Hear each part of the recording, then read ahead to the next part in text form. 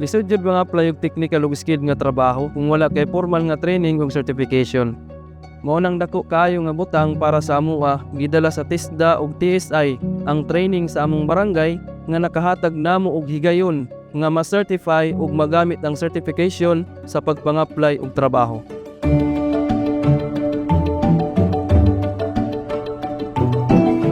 We recognize how economic hardship and limited access to education affect many of our host communities. Even if many residents are willing to work and learn, technical training is not always within reach, making it harder for them to access more stable livelihoods. Mao kini ang rason nga ang Therma South Incorporated, kauban ng Aboitiz Foundation, ang local government unit sa Davao City ug Davao del Sur, ug ang Technical Education and Skills Development Authority o TESDA, nagtinabangay aron madala ang TESDA sa barangay program dinhi sa amo ang host community. The program provided training opportunities to various members of the community, including out-of-school youth, 4-piece beneficiaries, farmers, fisherfolk, women, and persons with disabilities. Instead of requiring residents to go to training centers in Vigo City and Davao City, the training was brought directly to the barangays, so they no longer had to travel long distances or pay fares just to participate. TSI assisted the implementation through additional funding, tools, equipment, training materials, personal protective equipment, allowances, and operational support. We also supported community-based projects that enabled trainees to apply what they learned in real-world settings.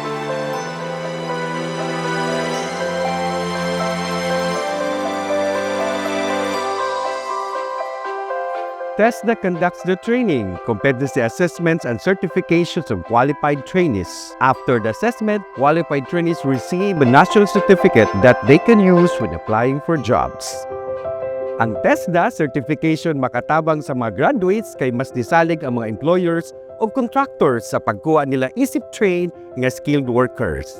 Ang mga training gidisenyo base sa skills nga gipangita sa mga local contractors aron magamit sa mga graduates ang ilang makatunan sulod mismo sa ilang lokalidad. In Santa Cruz, Davao del Sur, some trainees and graduates participated in TSI-related projects and activities, including construction and preventive maintenance. Through these activities, trainees gained a better understanding of fieldwork, including safety protocols and on-site responsibilities. Para sa dagang graduates, mausab kini ang unang higayon nga makabaton sila og formal certification nga ilang matawag nga ilahagyon, nga makaatag kanila og mas dako nga kumpiyansa sa ilang pagpangita ug mas stable nga panginabuhian.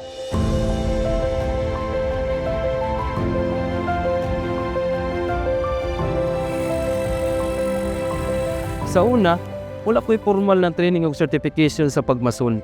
Mao nga limitado ra pud akong masudlan nga trabaho. Pagkaibalo na ako nga adunay masonry institute training ubos sa TESDA sa barangay program, niapil dayon ko kay gusto ko makat-on, makahuman sa training ug makabaton og certification nga magamit sa pagpang-apply puhon og trabaho.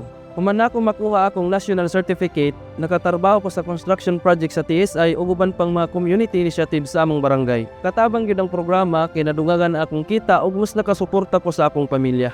Mas disalig pud ang mga kontraktor sa pagkuha nako tungod kay certified nako isip usa ka skilled worker.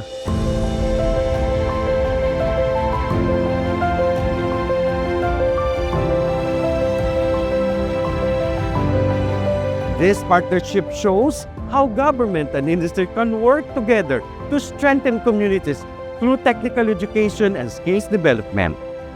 For TSI, being a good neighbor means helping our host communities gain skills and experience to build better opportunities for themselves and their family. Dili lang certification ang akong nadawat ani nga programa. Karon, mas klaro na nako ang skills ug ang pagpaningkamot makatabang gyud siya sa pagtukod og mas maayong kaugmaon para sa akong pamilya.